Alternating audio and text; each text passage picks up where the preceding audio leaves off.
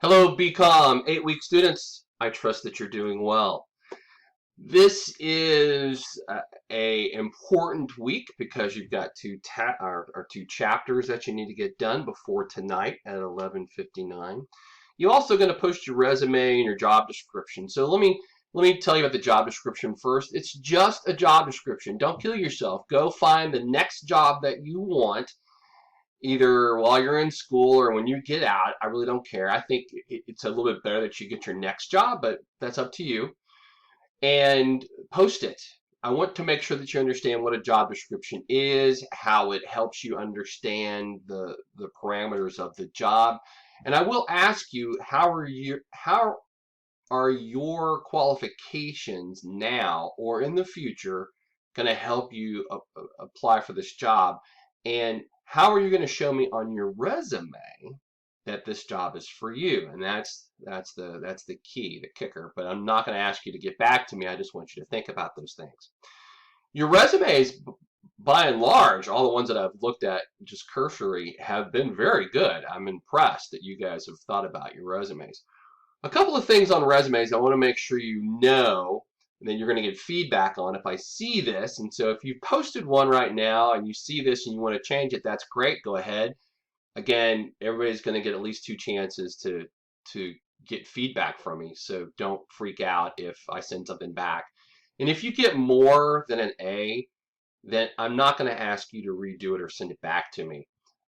Because there are plenty of other people who need more help than you do if you get an A, obviously.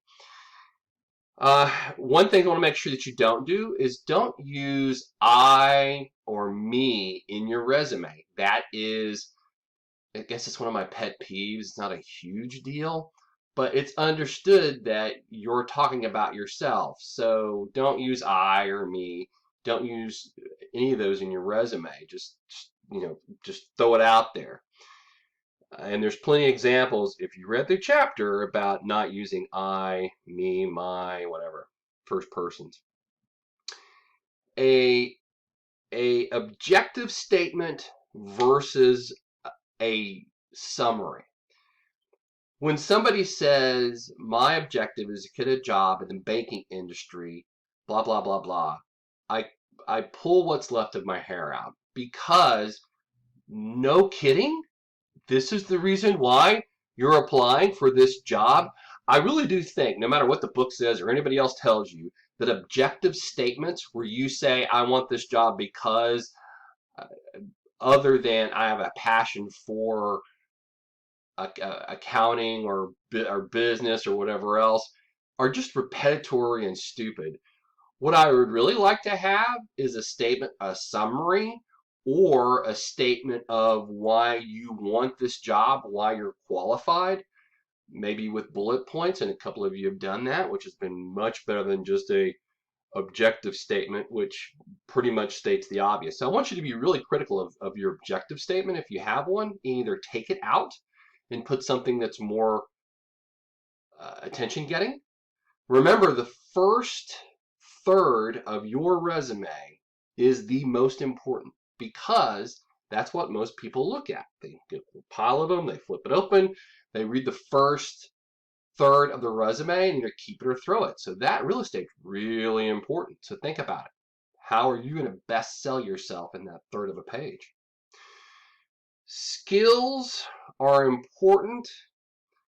Passion and ability, I think, is almost just as important. And we'll talk more about that when we have our mock interviews. But I want you to think about that when you look at your resume. One thing that I think is really, really top of the line important is that you equate dollars and numbers in your resume. So if you say you manage people, I want you to say I manage 5 individuals 100% of the time and 3 individuals 50% of the time, or have feedback on their quarterly updates or whatever.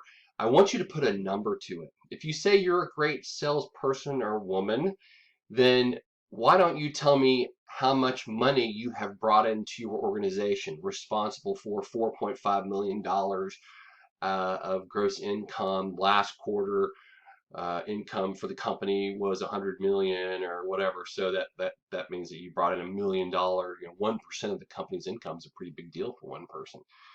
So think about how to incorporate dollars, numbers into your resume and not just generalities. If you have any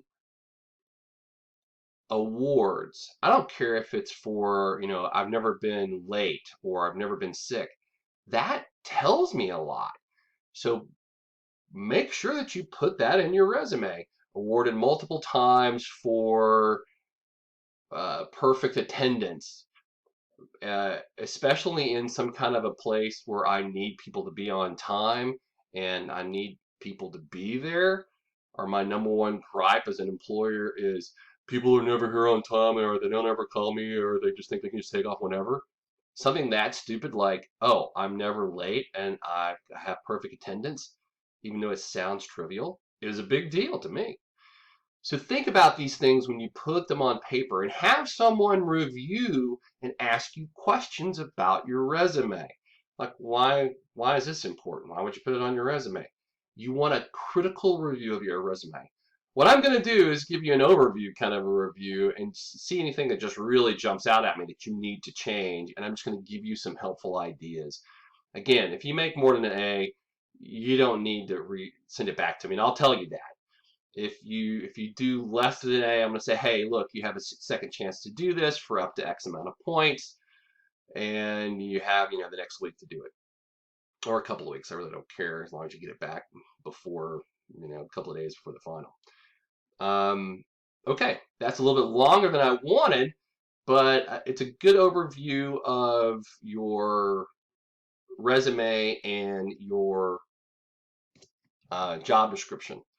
Remember that, oh, I meant to show you this.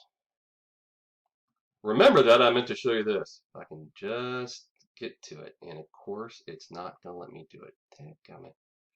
Oh, here we go. Boink.